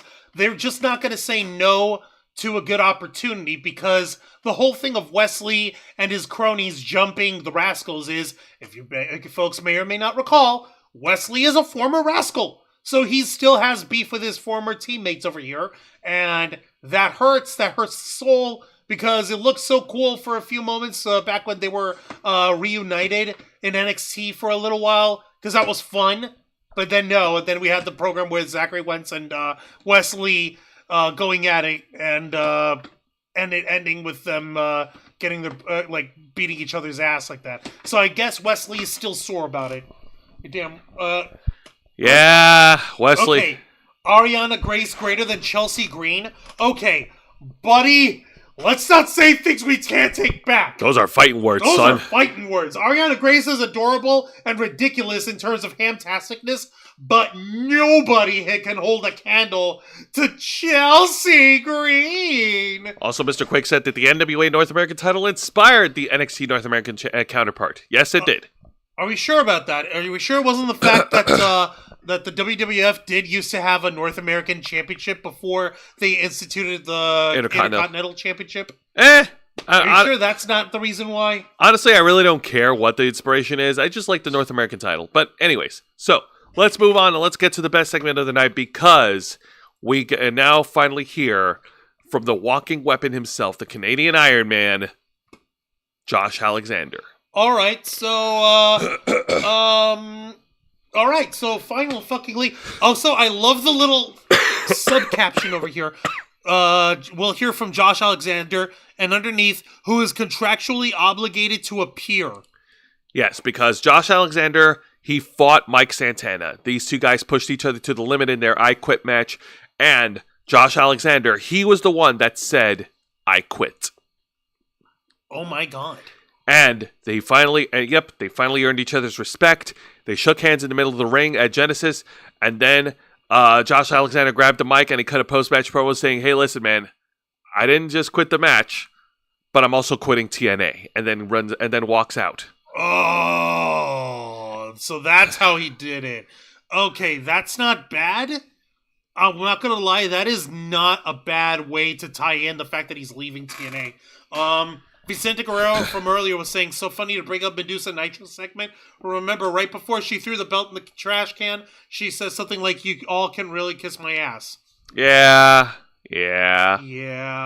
Oh, yeah, because the women's division in WCW was more entertaining. Anyways, so Josh Alexander gets on a mic and he cuts a promo and he talks about how, yeah, he did lose the I Quit match, and that it's time for him to finally move on, that Tito Santana is now the new standard of TNA wrestling, and how Josh Alexander... Mike Santana, not Tito Santana. Sorry, Mike Santana is the new standard of TNA wrestling, and how Josh Alexander, he's been in the wrestling business for 20 years, and he wants to explore outside possibilities, that he has a child who still only remembers him as a TNA wrestler, but not as a wrestler anywhere else. So Josh Alexander is trying to bid his farewells. He tries to tell his tag team, the Northern Armory, Judas Icarus and Travis Jackson, or whatever the fuck his name is, tries to tell him, like, hey man, listen, you guys don't need me. You guys are great. There are tag teams who believe in you. He names the Motor City Machine Guns believe in him. He names the Hardy Boys believe in them. Yay. And he tries to walk away, but the Northern Armory weren't happy about that, so they turned their back on Josh Alexander. They attacked him in the middle of the ring, and then out comes Eric Young to save Josh Alexander from the 2-on-1 assault. Why are we pushing Eric Young? And now Eric Young said that next week on TNA Impact, he'll be teaming with Josh Alexander to take on the Northern Armory. So Josh isn't gone yet? Not yet. Not I yet. thought that he was like leaving at Genesis with the same with Jordan Grace. I thought that was happening. No. Jordan Grace, no. She's gone. She's gone. She's gone. Josh Alexander, on the other hand, he's still lingering around just a little while longer. Okay, that's weird, but whatever, I guess. Yeah.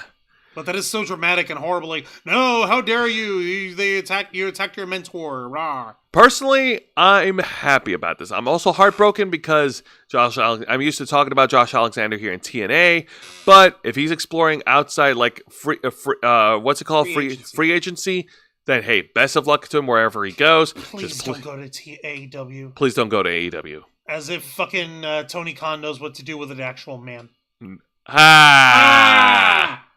Oh my god. All right, now let's get to the match of the night. And this is a 6 knockout tag team match. Really?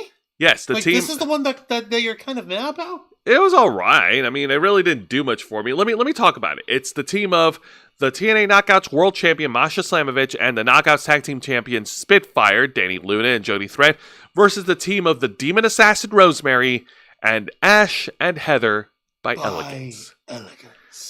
So we start off with the personal concierge cutting a promo against San Antonio, Texas, and making fun of them. And you're all such horrible people. You all smell bad, and you look like hicks and donkeys and things. Whatever. And then Ash and Heather come out, and they're sporting like cowboy stuff, like they have their like stick horsies or whatever the fuck. Oh my god, they rode in on horsey sticks.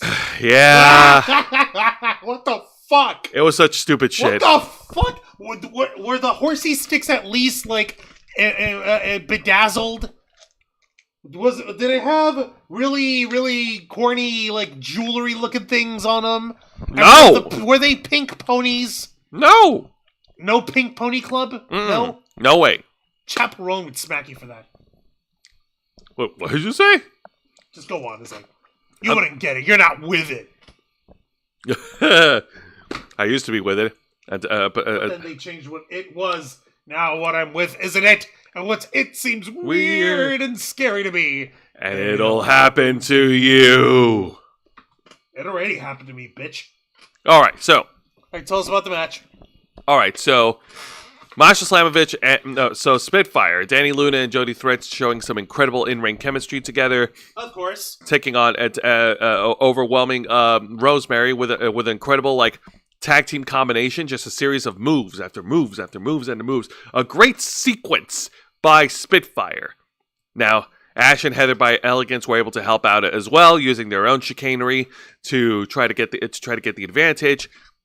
And then out comes Masha Slamovich, and she is a huge powder keg, and she unloads on all three of the opponents, on Ash, on Heather, on Rosemary. And they also managed to thwart the personal concierge from getting involved into the match. But then out comes, all the way from NXT, crossing the line, Cora Jade. Oh, that's right! Because earlier this week at NXT, Masha Slamovich was at ringside representing TNA, and she sat in during a match that Cora Jade had, right? That's right. Cora Jade fought against, I think it was Carmen Petrovic, yeah. And whooped her. Yes. Okay. So anyways, getting back to it. So yes, Cora Jade went down, she delivered an envelope, and it's the same style of envelope as Masha Slamovich when she was in her Hitman phase or whatever the fuck. Yeah. Oh, God. Yep. Masha Slamovich opens up the envelope, and yeah, it's a picture of her crossed out by Cora Jade. Oh, no! And then the distraction was long enough for her to get knocked out of the ring, and to allow Ash by Elegance to roll up Danny Luna to pin and win for the baddies. So your winners, Rosemary, Ash, and Heather by Elegance. God damn, that is so ratchet. That is so rude. How dare Cora Jade interfere in such a screwed up way? How dare she? No. But truthfully, that makes sense. It's silly with the little opening promo with personal concierge and the horsies, but that's just the ladies playing part of their gimmick. I know, it's par for the course. Yeah, so that's understandable. Where's Charles Barkley? No idea. Josh Alexander for NXT? Possibly. That would be a good fit for him. Let's see. I missed Amazing Red. Josh Alexander versus Kurt Angle. That'd be so cool. Well, Amazing Red is still around in GCW. Yeah. Anyways, so Spitfire plus Masha and Rosemary is a combo that can't get hotter. That's right. I don't know. If we get all 4 of the women from NXT in those same leather pants up in there, we got ourselves a party. I don't think we're ready for that, Juan.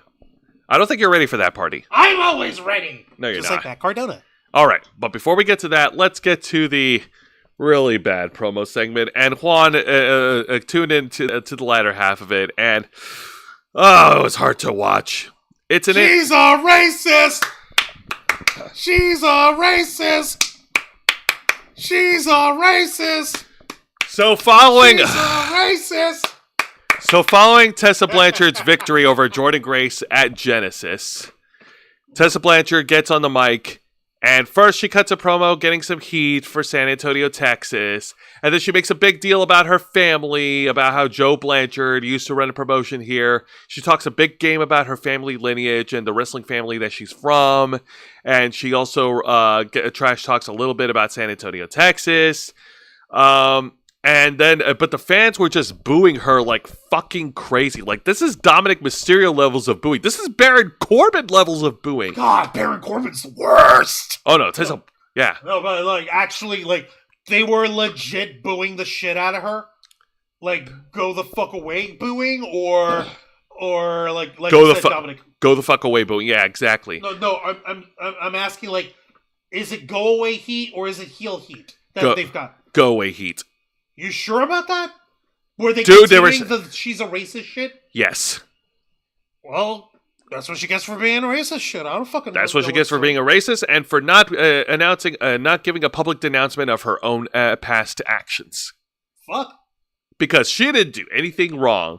Because if there's one thing that we should do in life, Juan, is grow up and never learn from our mistakes. Well, we at least know one piece of shit who's in the worst position that we could ever imagine, who's already who already goes by that rule. But that's a story for another time. So Tessa Blanchard then finishes off her promo saying that she took out the garbage being the trash being Jordan Grace, and she has now elevated the standard in the Knockouts division, and whether the fans like it or not. Okay. You still need to address the racism thing. Anything. It could be a fucking shoot promo somewhere with fucking Wrestle Talk.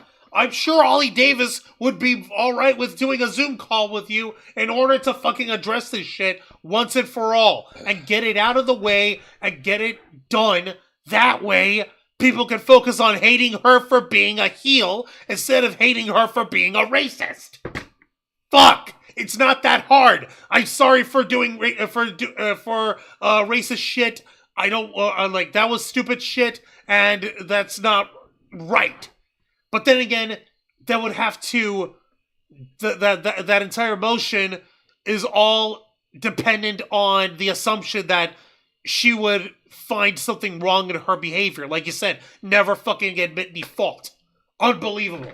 No accountability. No responsibility. Fucking do better. Be better, Tessa. Because for fuck's sake, you can do and be better than that. God almighty. That's asking too much, Juancho. It's X-Pac heat. Oh, yikes. But don't worry, Juan. It's time to turn your frown upside down because now it's time to talk about the main event of TNA Impact. A match set up by order of Santino Marella for the TNA World Title as I know, right? As Joe Hendry defends the TNA World Title against Matt Cardona. In the past, it was for the digital media title, and now these two guys get to run it back for the main prize. For the top prize. Holy shit, unbelievable. Gotta love it. Give me a second. Yeah. What? No, I told...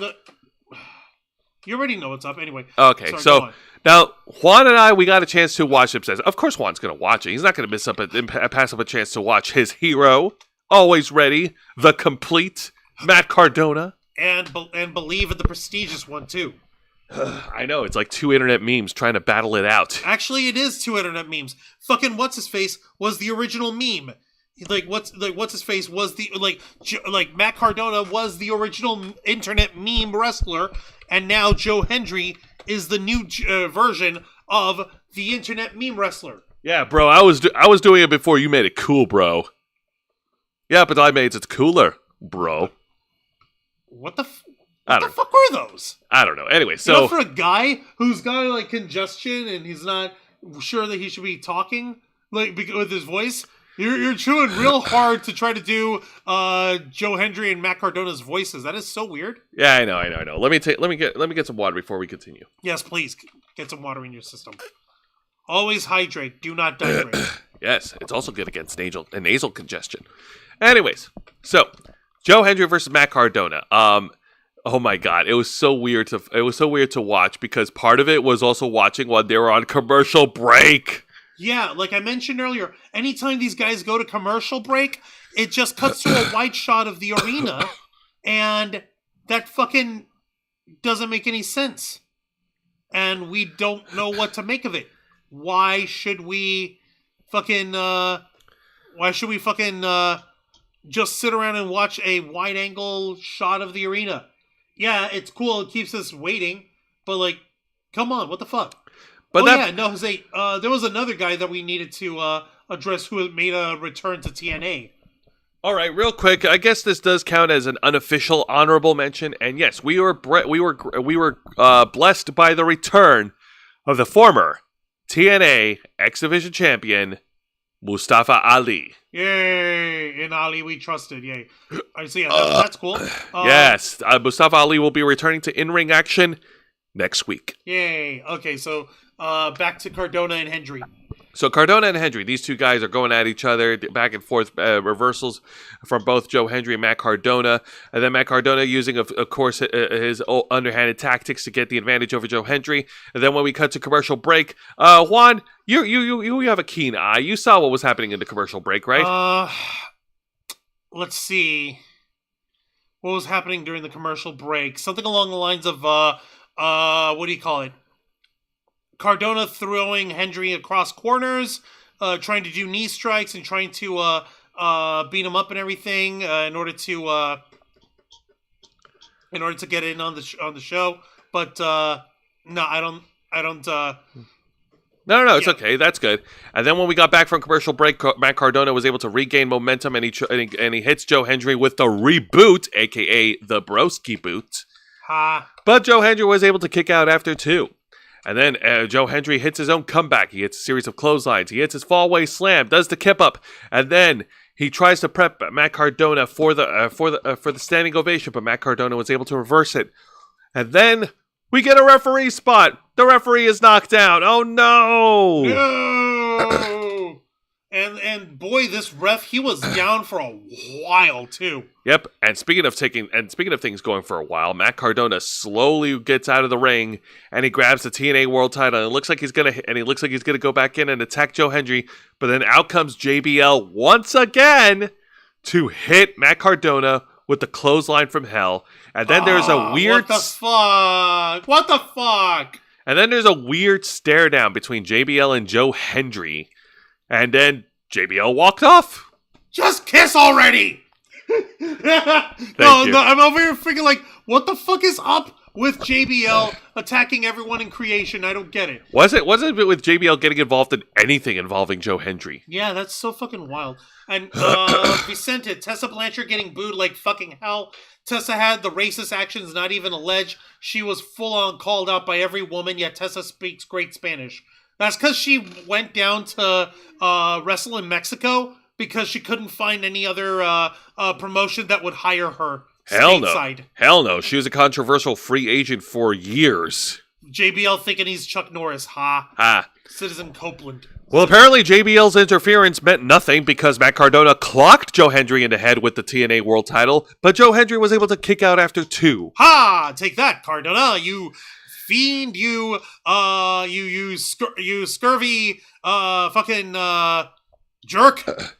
Yes. I'm tired. I've been up for forever, guys. No, it's okay. And Cardona really regretted his actions because Joe Hendry in the final seconds was able to put down Cardona with the standing ovation to pin and retain. Your winner, and still the TNA World Champion, Joe Hendry. Yay! Juan, your thoughts of the main event? It was fun. I liked it. It was fun. It was weird how we still have this thing of JBL running around trying to kill people. We don't know what's going to happen between Nick Nemeth and Ryan Nemeth here now. We don't know his end game. What's JBL's end game? What's he because doing? he's been doing this for a while now. Like, I've seen videos of him training and working out, getting back into shape, but like, what? Are you doing your own last ride or something? Good God, old man. JBL seems to be the bodyguard for whoever the TNA World Champ is at the time. Yeah, good point, because he fucking, he stood up for Nick Nemeth, and now he's standing up for Joe Hendry. It's weird. That is very, very weird. I don't is get bizarro. it. All right. Well, that about does it. Juan, ring the bell. Don't mind if I do. All right, so final thoughts on the shows. So TNA Impact, the fallout from Genesis was pretty solid. Great opening segment, great main event match between Matt Cardona and Joe Hendry. Obviously, the focus was more on the TNA World Champion because, fuck yeah, Joe Hendry deserved it. The matches in between were all right. They were pretty solid. I enjoyed the NXT Tag Team Championship match. Woo! The Fraxium and the Rascals, like, man, give these guys their flowers. They're absolutely amazing in the middle of the ring.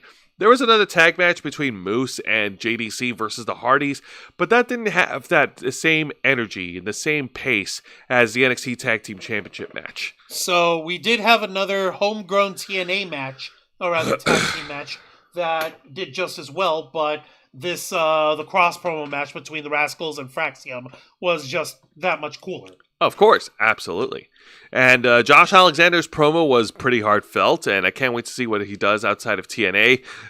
Tessa Blanchard really needs to save face. She really needs to do something. If she does not address her controversies, the shit that she said, the shit that she's done, like, it's going to bite her in the ass later. I know TNA has a very bad history of their live and let live policy of ignoring problems, letting people in with past issues like Jeff Hardy. Like, I can't count how many times they let Jeff Hardy back in. So many fucking times. And then their live and let live policy comes back to bite them in the ass. I feel like if they don't address this, if Tessa doesn't address this, the same result is going to happen, and it's going to be forced upon them. And that's my opinion on it. And you don't want to fucking force them upon. Like, you know what? Here's a fucking solution here for you. I just solved it. I just figured it out. Fold the racism shit into the on-screen personality of Tessa Blanchard. There, that way, anytime she's attacking anyone, like Savannah Evans, for example, have her go up against her and have people go down hard on fucking, we know why she's singling out Tessa, why Tessa Blanchard is singling out Savannah Evans to start. She can't handle anyone else, but she thinks that she can do that because she's a fucking racist. And that's you can have a very who can do that. And that way... But that's a very thin line to cross with the racism act. Like, you got to be careful with that. No, see, this way, she can address the racism without having to actually address it. She could still fucking not have to deal with it authentically, but at least put on the appearance of it. Yeah, no, I get it. So what you're saying is that she should find a way to try to lean into the criticism, lean into the crowd apathy. Yes. Okay. Well, all right. Now it's not apathy. Oh, okay. It's crowd hatred. They hate her. All right. Now, this week's edition of AEW Dynamite, I'm not gonna lie, it was pretty fucking fun. I love the face-to-face between Kenny Omega and Will Ospreay. I think they're gonna make a great team, and I can't wait. Play my music. I'm scared of heights. Ha! Hey, listen, I'm scared of heights too, so I know where he's coming from. And the Hurt Syndicate, fuck yeah, they deserve the tag titles. Give me more of that shit. Give me more Bobby Lashley and Shelton Benjamin just tearing the house down. They're fucking awesome. Nice. Hells yeah. I'm not big on Jeff Jarrett. Oh my god, Jeff Jarrett needs to stop. I don't want to see Jeff Jarrett's last ride against Jon Moxley. I don't want to see Jon Moxley feuding with old people. Come on, man. I don't want to see Jon Moxley, period, but we can't all be winners here. That being said, despite his age, Adam Copeland still puts on an amazing wrestling match, and it was a great main event with Pac. It was amazing. I'm getting sick and tired of fucking Death Riders. What the hell's gonna happen? I don't fucking know. It's just the same shit with Death Riders, and it's gotta lead somewhere. There's gotta be a payoff, folks. Where's the payoff? Where's the money? You know what I mean? I don't get it. I don't get it either. And now, this week's edition of NXT was also pretty good. The title defenses were awesome. Tony D'Angelo retaining the championship with a surprise interference by Izzy Dame, so that's cool. And Lexus King, of course, showing that he's a fucking bastard at the end of the day, taking Charlie Dempsey to Dick Kick City and retaining the Heritage Cup, so I like that one.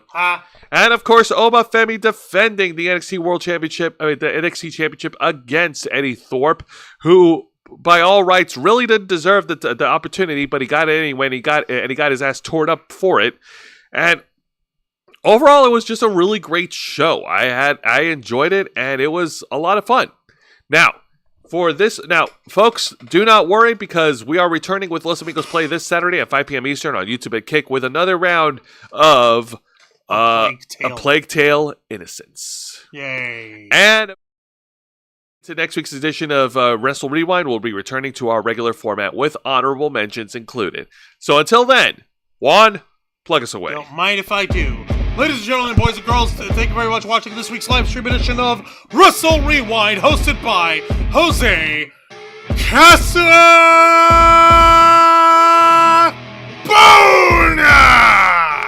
as he reviews for you the best of the worst of three of the most exciting professional wrestling programs in North America today: WWE's NXT, AEW Dynamite, and TNA Impact. Step into the ring every Thursday night at 10 p.m. Eastern Time, live, simulcasting on YouTube and Kick.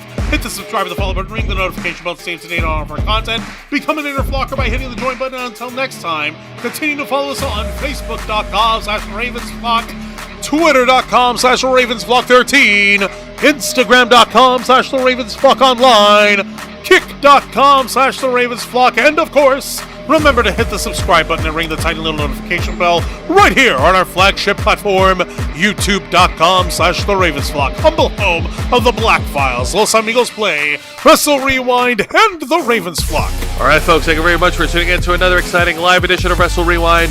From Mr. Juan Arouse, I'm Jose Casabona, and stay warm, folks.